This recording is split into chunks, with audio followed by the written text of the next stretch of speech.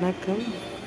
ஓம் குமரகுருதாச குருப்பியோ நம்ம இப்போ நம்ம பார்க்குற கோவில் வந்து ராம்நாட்டில் இருக்க ரணபலி முருகர்.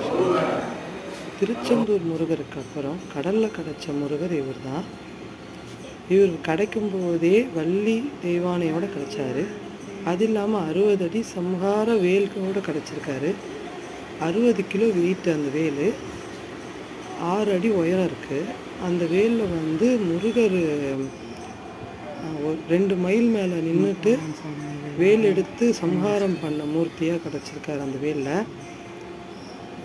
திருச்செந்தூருக்கு அப்புறம் அந்த இடத்துக்கு திருச்செந்தூருக்கு போனால் என்ன பலன் கிடைக்குமோ அந்த பலன் முழுவதும் இந்த கோவிலுக்கு போனால் கிடைக்கும்.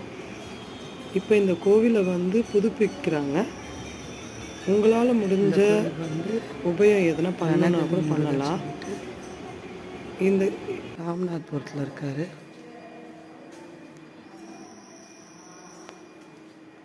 அவர் தான் நாங்கள் இன்றைக்கி தரிசித்தோம். இப்போ நைட்டு பிறப்பான் வலசையில் பூஜையில் உட்காந்துருவோம். இப்போ ரணகிரி முருகரை தரிசிக்கிறேன். இங்கே பர்வதவர்த்தினி அம்மா இருக்காங்க.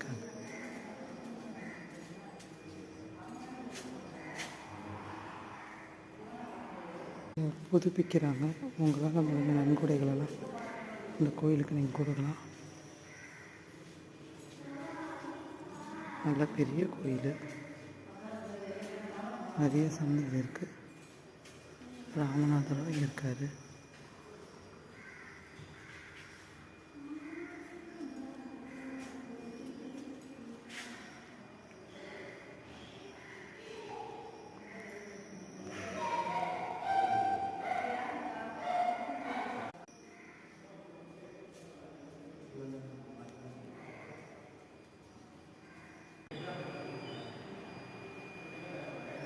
நுங்கம்பாக்கம் சுவாதியோட ஃபேமிலி இருக்குது.